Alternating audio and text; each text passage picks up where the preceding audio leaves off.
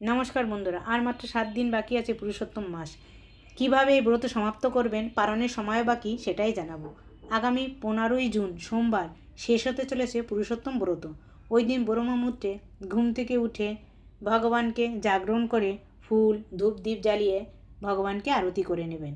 এবং যেভাবে সংকল্প করে ব্রত শুরু করেছিলেন, এই 1 মাস আপনি যা যা খাননি সেইগুলো ভগবানের উদ্দেশ্যে রন্ধন করে একটু মালপোয়া ভেজে নিয়ে ভগবানকে ভোগ নিবেদন করবেন।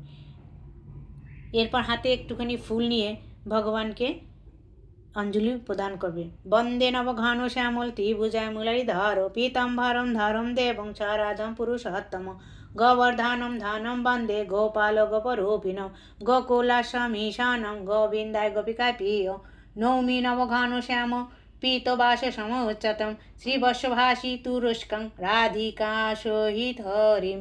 এই মন্ত্র বলে ভগবানের চরণে পুষ্পাঞ্জলি নিবেদন করবেন। এরপর হাত জোর করে ভগবানের কাছে ক্ষমা প্রার্থনা করবেন। ভগবান অবশ্যই আপনাদের প্রার্থনা শুনবেন।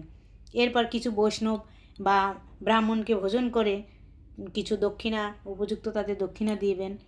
সকাল 8টা 23 মিনিটের মধ্যে আপনারা পারণটা সেরে নেবেন। 8টা 23 মিনিট। এই ভিডিওটা যদি ভালো লাগে একটু শেয়ার করে দেবেন, যাতে অন্যরাও উপকৃত হয়। হরে কৃষ্ণ, হরি বল।